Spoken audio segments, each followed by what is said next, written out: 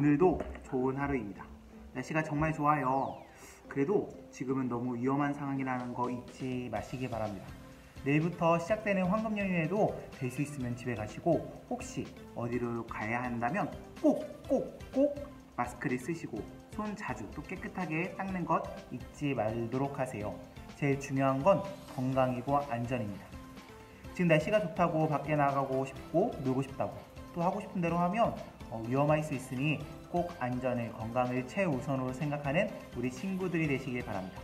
오늘도 말씀을 함께 볼까요? 오늘 저희가 함께 살펴볼 하나님 말씀은 에스겔 47장 1절부터 5절 그리고 12절 말씀입니다. 어제까지의 말씀은 계속해서 성전에 대한 말씀이었어요. 하나님께서는 이스라엘 백성들을 회복시키시겠다고 말씀하시면서 성전의 회복을 환상으로 보여주셨죠.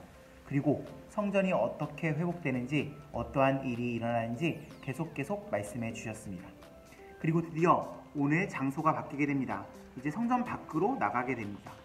지금까지 성전이 회복되었습니다. 그리고 그렇게 회복된 성전으로부터 물이 흘러나오기 시작합니다. 처음에는 졸졸 흐르는 시냇물 같은 발목까지밖에 오지 않는 시냇물 같았어요. 그런데 잠시 뒤에 보니까 그 물은 무릎까지 차오르는 시냇물이 되었고요. 잠시 뒤에는 허리, 잠시 뒤에는 헤엄을 치지 않으면 건널 수 없는 그런 강이 되고 말았습니다. 이렇게 성전에서 시작된 물은 처음에는 작았지만 나중에는 엄청나게 커졌어요. 그럼 이 강물이 닿는 곳에는 무슨 일이 일어날까요? 이 강물이 닿는 곳에는 놀라운 일들이 일어납니다. 우리가 읽어보지는 않았지만 앞부분을 보면요. 강물이 닿는 곳에는 회복이 일어나고요. 생명이 살아납니다. 물고기도 바닷물도 많아지고요. 또 12절에 보면 나무들도 잘 자라서 열매가 끊이지 않고 열매는 당연하거니와 잎도 약으로 만들어 먹을 수 있게 됩니다. 이게 다 성전으로부터 흘러나오는 물로 인해서 이루어지는 일들입니다.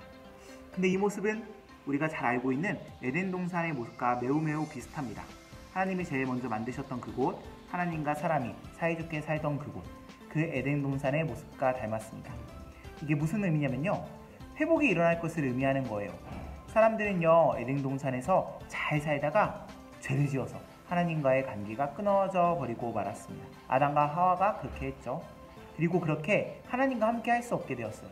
그러나 그럼에도 불구하고 하나님은 인간들을 너무 사랑하셔서 성막 또 성전을 통해서 인간들, 이스라엘 백성들 가운데로 오십니다. 그런데 하나님이 그렇게 오셨음에도 불구하고 우리가 살펴봤듯이 이스라엘 백성들은 여전히 자신들의 죄를 깨닫지 못하고요. 하나님이 살라고 하신 대로 살지 못합니다. 오히려 하나님을 배신하고 다른 우상들을 섬기고 다른 것들을 더 많이 사랑하며 그렇게 살아가죠.